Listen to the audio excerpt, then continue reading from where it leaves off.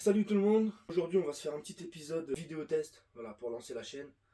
Là je me mets sur un 125X Max, donc de 2012, et j'ai vendu la fourche. Du coup on se met sur la fourche et on la dépose. C'est parti. Vu que je vais être tout seul pour filmer, là je suis passé derrière la caméra. Les points clés ça va être donc de vous équiper en termes d'outils. J'ai vu qu'il y a de la BTR, là c'est de la douille de 27, donc je l'ai préparée, elle est là-bas.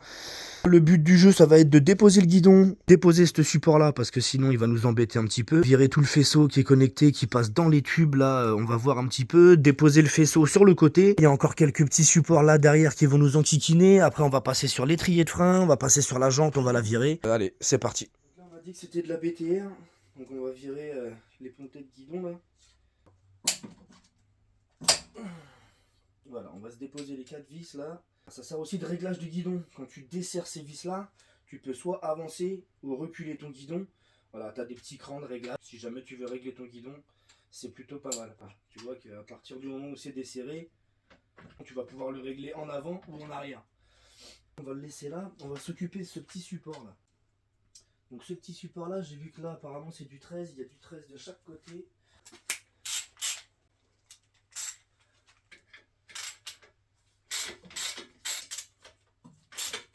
Il y a deux vis qui sont juste là en dessous aussi là.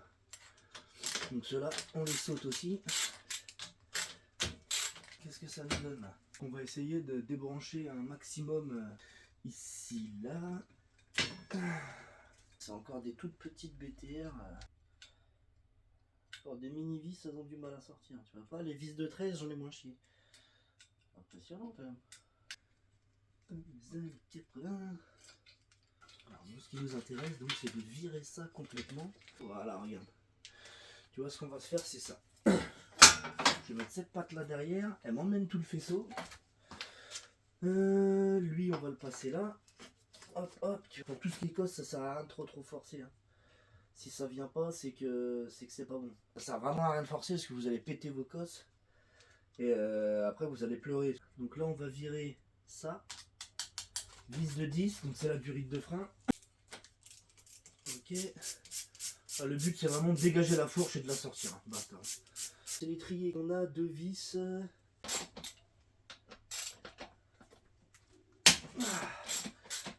J'adore les vis qui font tranquille le comme ça. Voilà. Hop. Toi mon loulou, tu vas aller par là-bas aussi. Douille de 27. Ils nous ont quittés là. Maintenant on va s'occuper de ces écrous là. Donc là tu prends un petit marteau, un chasse-goupille et c'est parti. Il faut qu'il a bougé, qu'il a causé normalement. On va sortir le premier. Hop. On dirait qu'il a causé. Ok. Voilà. Le premier. Alors j'ai vu qu'il y avait des petites cales. Bon bah voilà, tu vois, c'est ça. C'est la petite rondelle. Donc qui vient caler les deux en face. Il a causé aussi lui. Le deuxième est sorti. Ok. Et lui, donc tu vois, on a une espèce de petit joint là. Hop. Ok. Et lui, il va être bien serré. Donc même opération tout à l'heure. Mais avant ça, il tient sur la béquille centrale. Donc je vais mettre une cale au niveau du cadre ici là. Parce qu'on va se sortir la roue. Ouais. Ouais. J'ai pris une cale. Ok. Alors on va sortir la vis qui est sur le côté là. On va voir comment ça se passe pour le reste. Alors maintenant pour sortir celui-là, le gros souci c'est que j'ai pas du gros torx comme ça. Le plus gros que je vais avoir c'est celui-ci.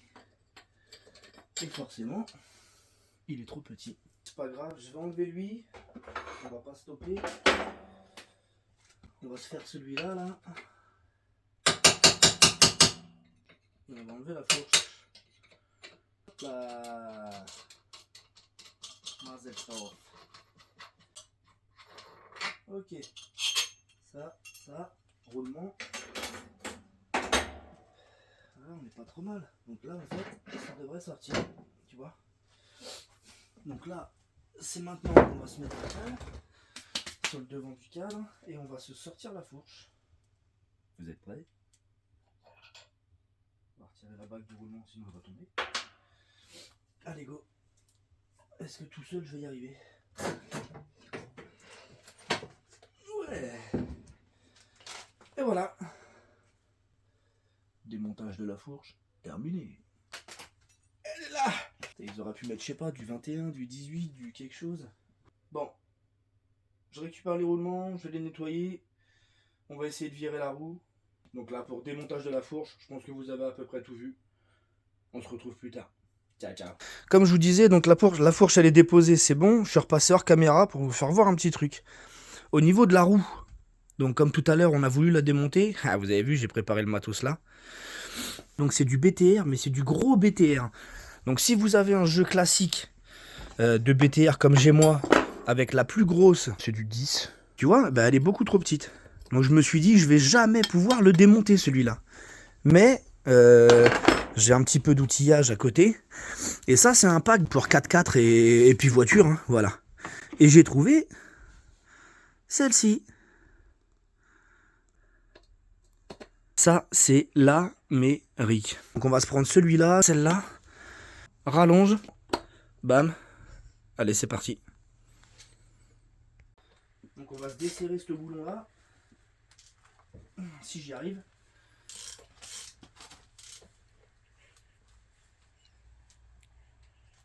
Oh punaise. C'est que c'est serré. Il va falloir forcer, hein. On n'a pas trop le choix. Ce qu'on va faire, c'est que pour forcer, je vais pas forcer avec le petit cliquet. Je vais forcer avec le gros. Vous allez voir, pareil, je me suis acheté un petit truc qui va bien. Tadam! C'est KS Tool qui fait ça. C'est des réducteurs. Ça va être celui où je vais passer mon gros cliquet au moyen. Voilà. Ça, c'est hyper important d'en avoir. Parce que moi, je me suis fait avoir je sais pas combien de fois sur... voilà, j'avais justement avec ces douilles-là pour faire des vidanges sur des gros 4x4. Ça m'embêtait vachement parce que je pouvais pas forcer juste avec ce coffret-là. Avec ce coffret-là, en fin de compte, on a juste ça. Donc, c'est pas terrible. Vous pouvez pas forcer. Alors, bah, bien sûr, bah, la barre, de toute façon, j'ai déjà même un petit peu tordue. Bon, elle est légèrement vrillée. Mais voilà, à mettre des petites barres en ferraille pour pouvoir forcer, machin. J'avais des mecs qui avaient remonté les bouchons de vidange à la Loctite avec du silicone ou de la colle à pare-brise, je sais pas trop quoi. Donc ça m'a fait chier. J'étais obligé de mettre plusieurs embouts dans les embouts pour me faire une rallonge, pour me faire de la place. C'était... Voilà, ça partait en live dans tous les sens. Donc c'est pour ça que je me suis pris ce coffret-là, qui est quand même vachement complet. Et celui-là, là, avec les réducteurs. Donc vous avez un setup qui va marcher plutôt bien. On va essayer de forcer un peu plus, mais j'ai l'impression qu'il n'a pas trop envie de venir, lui. Oh punaise. Ah mais c'est un truc de fou. Je vais remettre la fourche dedans. Allez, c'est parti. On va essayer de remettre la fourche dedans. En fait, j'aurais peut-être dû le démonter avant de sortir la fourche.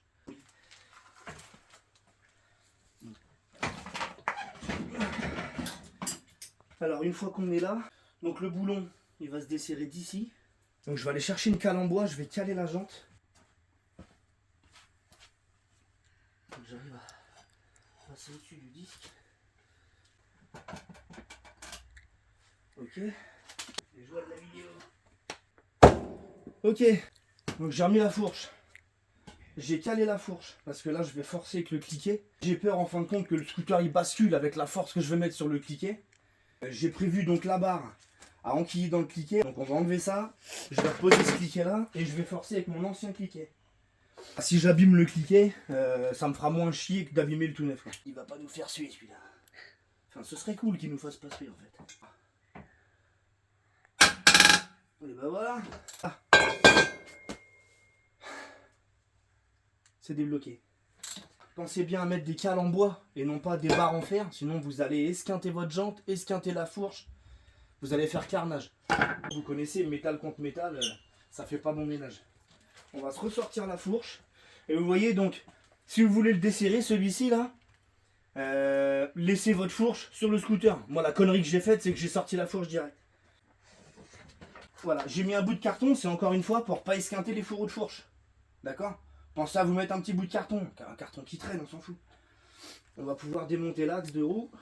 Ça devait être serré à la Loctite ou je sais pas, mais rien qu'en forçant à la main, c'était une galère. Il a l'air d'être venu. Câble de compteur. Faites attention.